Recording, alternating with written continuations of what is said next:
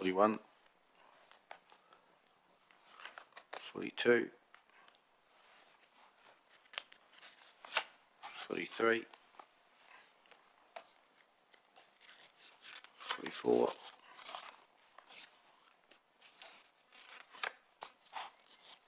45, 46,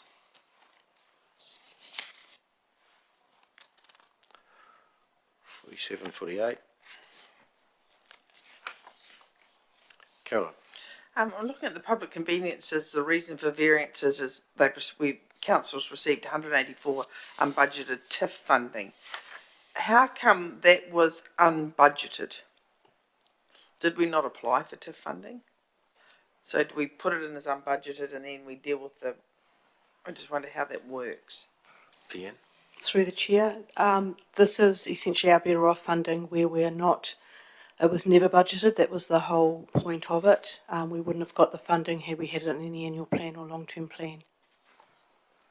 And just further to as a general point, sometimes when those applications are unknown, we might find that the project's not in the budget, and we only proceed if, in fact, the application is granted, Okay. and so it becomes unbudgeted revenue, which enables the project to proceed. Okay. Righto. Councillor Cameron, another question? No. Councillor Wilson. The carryover of the 1.5 million due to the construction of the new West Street car park, where is that at the moment? Page number 49, reserves. Through the chair, we're still working our way through that. We're still looking at some of the design, as I understand it.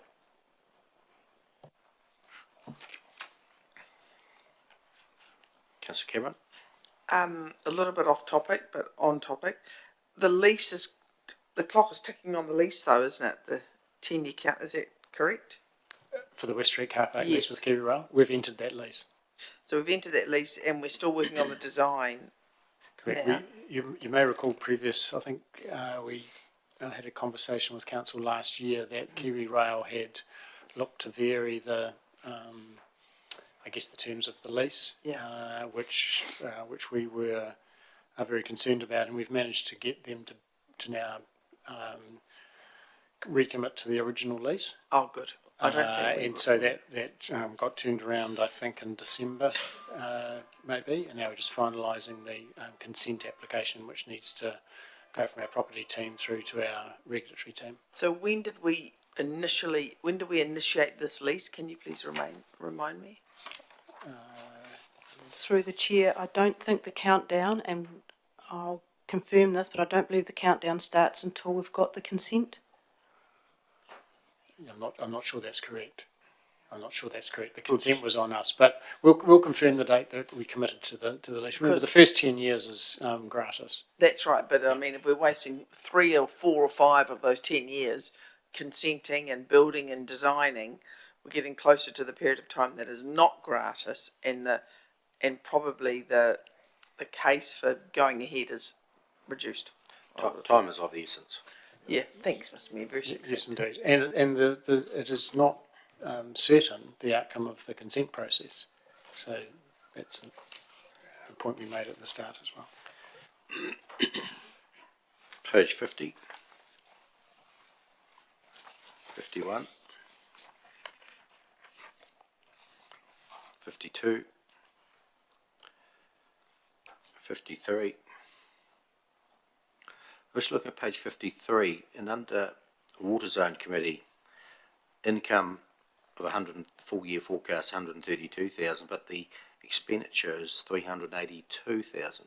Why the difference between income and expenditure? Do you know?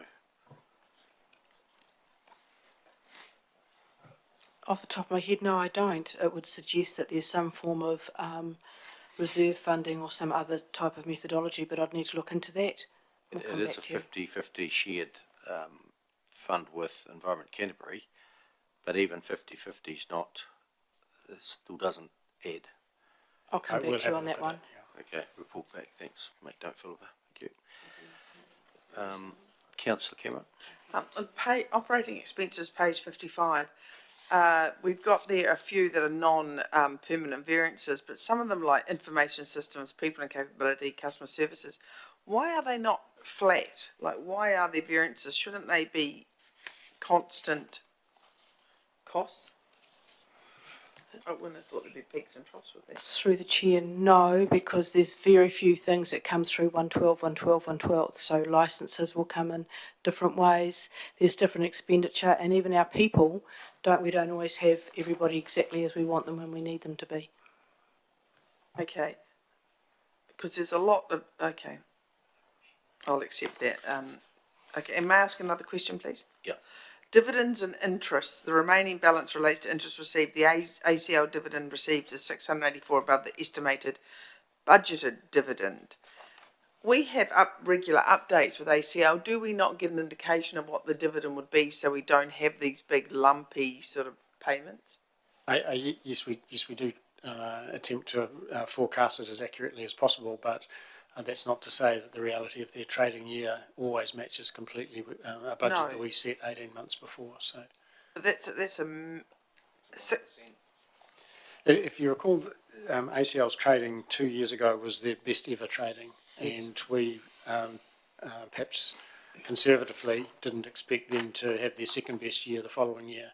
And they had a very successful year following their best ever year, and that meant that the dividend was higher than we had anticipated. So may I comment again, Neil? Yep. Please. So going forward now, as we probably did then, we are reviewing these expected revenues on an ongoing monthly, quarterly basis. Is that correct? Through the chair. Well, no, we set a budget annually. So once the budget is set, that is the budget. And then how we perform against the budget is how we report to you every month. Okay. But we don't vary the budgets once they're set. No, I'm not suggesting varying the budgets. Yeah, I see your point. And- Thank you. The only time the budget changes is when we bring to you a request for carryovers, and if and when you approve the carryover report, we then add those back into the budget so you can see the amount of work that we want to get done compared to the annual budget plus the carryovers from the previous year. Okay. All right. So throughout the year, we'll be getting updates as to what we're going to receive. That money, like, would be good to have that in the back of our head. So if it's 684,000, that's an extra little bit that can go towards our long-term plan or our projects or whatever. Well, it does, Yeah. because it goes through into our equity or our general reserves, and that's Yeah. then available to be spent at That's some other right. point in the Yeah. future. Correct. Yeah. Page 56, 57. Tony? Just probably a newbie question. The loan repayments, when do we actually start paying those? During the year? At the end of the year, Oh, do you? we internally fund as much as we can throughout the year, and then at the end of the year, as we do part of our end of year process and all of that, you'll see us formalise that into external debt. Okay. He's talking about loan repayments, not debt. Through the chair, we still do our loan repayments. We do still do our loan repayments, but we don't wind that all up either until the end of the year. So we charge, and then we clear out our reserves, do our end of year, all of that stuff we do that seems to take forever.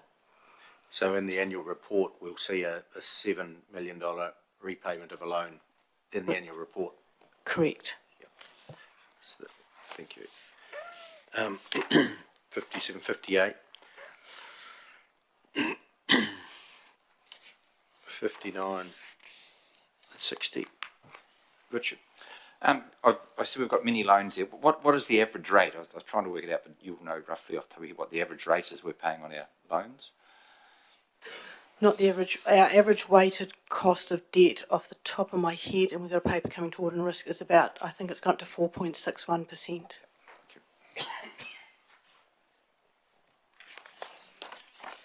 Page 60. '61. I just have a question on page 61. Right along the top, you've got local authority stock and bonds, principal, interest, then term, maturity. Underneath term, it's percentages.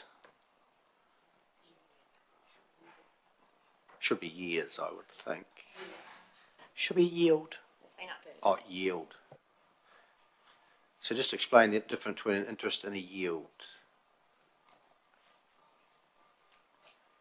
this is a fun technical one, but at the end of the project, our return, it gets valued annually, and the value of it is what we believe is our yield. So all going well, we come out in favourable, and it's all to do with how the market's moving, and I won't profess to be an expert on that one. So we'll update that word for next time. Yep. Page 62. 63. To note, this is to the end of November report. We're now February, so we'll have 2 reports. When will we expect to get December and perhaps January report? December's been completed, as I understand it. We're just getting the final comments, and January will be back in the normal timely manner, so that should be coming very shortly. Okay. Mr Mayor, our efforts are all aimed at circulating it to councillors by the end of the month following the previous month. So that's where all our effort rests. So January would come to us when do you think? By the end of February. End of February. But we would remember we circulate it separately to you, so you get it in a timely fashion, and then we bring it to the next available council meeting for public transparency and accountability. But you will get it hopefully by the end of the month following the previous month. Thank you. Yeah. Councillor McMillan? Thank you. Just a question on what are the New Zealand local government co-op shares? I don't think I've ever seen that in there before. I may have missed it. Page, oh yeah. Oh, on page 61.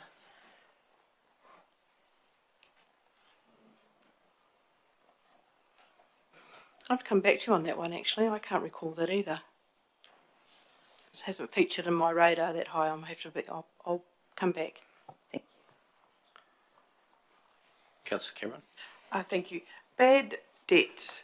We have outstanding debtors over 90 days. So if I'm just reading this little table correctly, one person owes Ashburton District Council between 50 and 100,000. Is that how that? But we can't over 90 days. Page 63. Last page, last little graph. Why can't we know what that is? If it's only one person, it'll be 82 or 76 or 54. Because sometimes it won't be within that, there'll be more than one, and so we've just ultimately just left them in the bands, but we can do that. We are bringing a paper to audit and risk on our debtors this next audit and risk, so we can let you know that. Okay, if so there's one. Thank you. If we go to outstanding debtors, same table, 10 to 30,000, is that 11 people owe between 10 to 30,000, or is that 10 to 30,000 owed by 11 people? 11 people owe in that band range. So what is our total bad debts, as we'd call them, outstanding over 90 days? It'll be in the previous table. I haven't got that. I can't see it, I but haven't other got that in debtors. that detail, no. 62, 1.8. Page 60, so page 62 indicates the November debtors was up for 90 days was over 500,000. Over 3 months. Yeah. Over 500,000, and that's November 23, October 23. 554,000. 554. It'll depend when we send rates notices out, and it all. It's not rates. Well, someone must have very big properties to be paying 50 to 100,000 Rates are dollars different on to rate. other debtors. Yeah. Oh, sorry. Is it constant? Pretty much, this is a standard amount every year. Yes, you can see that there's very little difference between October and November, so Yeah, it that's implies right. it's reasonably constant. But this is 23. I wondered how it compares to 22 or 20 or adverse, cost of living, and that has that impacted on this. Or We can start building it probably a bit late for the current audit and risk, but when we bring, for the first time, we're going to be bringing a report that's purely on this, then we can look at what information council are looking at to receive, and then we can design that report to meet that need where because possible. we'd need to know clearance rate. Are they cleared? Do we write them? We need to know what happened, the sequelae, what goes on with these at the end of the day. Yep. Yeah, it's a lot of money. At the last variance report, we asked for that information that's going to come to the Sure. Audit and Risk Thank Committee. Yep, for clarification and what's happening with it.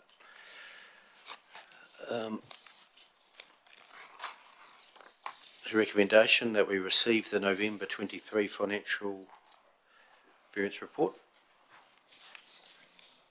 Councillor McMillan, Councillor Ellis.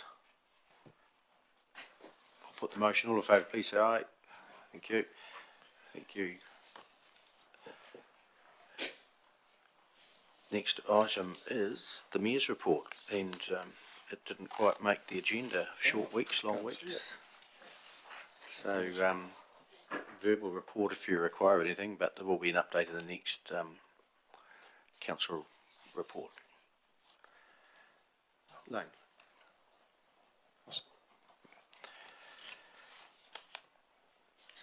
Nothing. Well, if there's no extraordinary business, if there's not, this concludes the open meeting, and I move in a second that we move into committee. Councillor Cameron, Councillor Lovett, all those in favour, please say aye. Thank you. Good.